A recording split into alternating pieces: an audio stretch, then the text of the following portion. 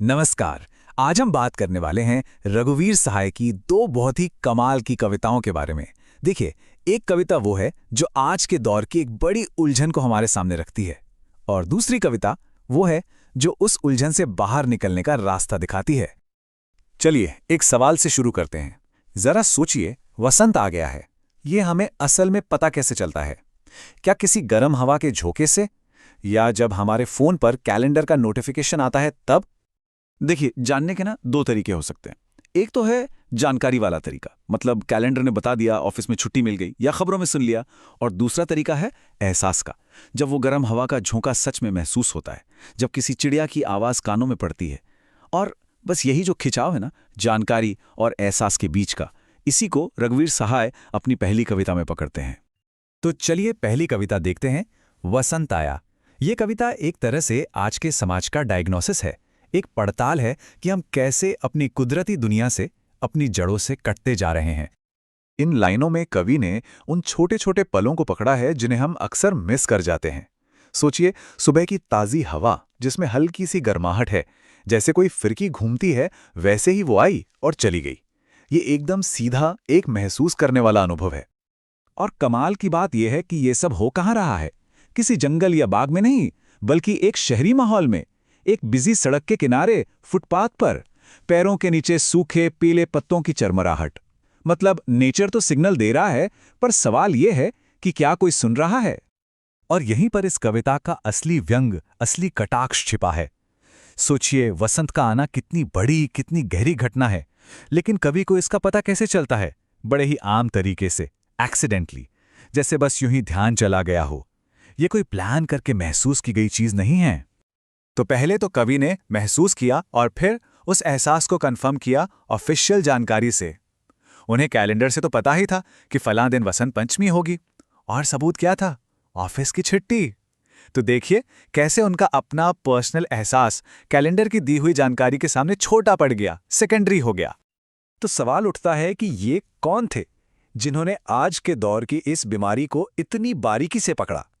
ये थे रघुवीर सहाय, एक पत्रकार और नई कविता आंदोलन के एक बहुत बड़े कवि। रघुवीर सहाय का जीवन और उनका काम 20वीं सदी के बदलते हुए भारत के बीचों बीच खड़ा था, और क्योंकि वो पेशे से एक पत्रकार थे, उनके इस अनुभव ने उनकी कविताओं को एक बिल्कुल ही अलग नजरिया, एक अनोखी धार दी। तो कैसी थी उनकी लिखने की शैली? उनकी सबसे बड़ी खासियत थी उनकी पत्रकार वाली नज़र। वो बड़ी बड़ी भारी भरकम बातें नहीं करते थे। वो तो आम इंसान की जिंदगी की छोटी छोटी डिटेल्स में छिपे दर्द और एहसास को पकड़ते थे। भाषा एकदम सीधी, सटीक, कोई फालतू की सजावट नहीं, कोई लाग लपेट नहीं। तो ठीक है, वसंत आया कविता ने हमें एक प्रॉब्लम दिखाई, एक डायग्नोसिस दिया। लेकिन अब जो दूसरी कविता है, तोड़ो, वो इसका इलाज है, इसका सल्यूशन है। और यहां से ना कविता का मूड एकदम बदल जाता है। ये एक जबरदस्त एक्शन लेने की पुकार है। तोड़ो तोड़ो तोड़ो कविता की शुरुआत ही इन 3 शब्दों से होती है, एक आदेश जिसे बार बार दोहराया गया है। ये सुनते ही एक अलग सी एनर्जी महसूस होती है, ध्यान खिंच जाता है। ये सिर्फ एक शब्द नहीं है, ये एक सीधा सीधा इंस्ट्रक्शन है।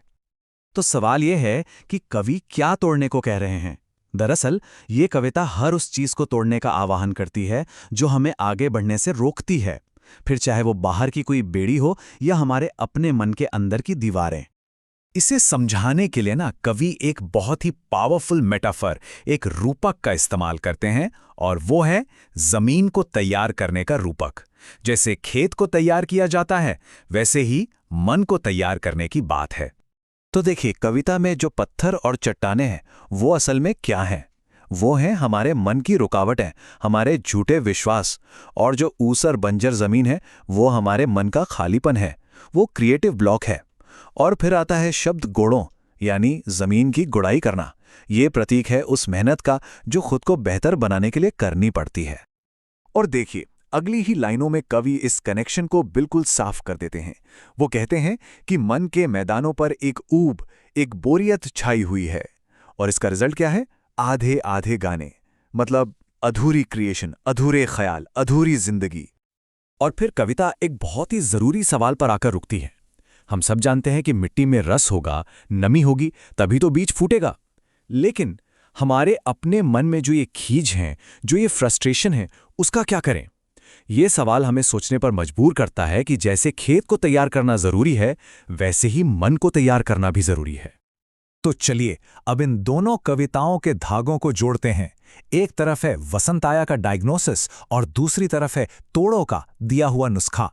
जब ये दोनों मिलते हैं तो एक पूरी फिलॉसफी, एक पूरा दर्शन सामने आता है। तो ये रास्ता कैसा दिखता है? पहला कदम, इस बात को मानना कि हाँ, एक अलगाव है, एक दूरी है, जैसा वसंत आया में दिखाया गया है। दूसरा कदम, उन पत्थरों और चट्टानों को पहचानना जो हमें रोके हुए हैं। और तीसरा और सबसे जरूरी कदम, एक्शन लेना, उन बाधाओं को तोड़ना और अपने मन की जमीन को नई सोच, नई क्रिएटिविटी के लिए तैयार करना। आखिर में रघुवीर सहाय का मैसेज बहुत सीधा और बहुत गहरा है। अगर कुछ नया बनाना है, कुछ क्रिएट करना है, तो पहले जुड़ना पड़ेगा। और जुड़ने के लिए पहले अपनी ही बनाई हुई दीवारों को, अपनी जड़ता को तोड़ना पड़ेगा। तो ये पूरी बातचीत हमें एक सवाल के साथ छोड़ जाती है। हमारी अपनी जिंदगी में ऐसी कौन सी बंजर जमीनें हैं जिन्हें सींचने और उपजाऊ बनाने की जरूरत है? वो कौन से पत्थर हैं जिन्हें तोड़ने का वक्त आ गया है?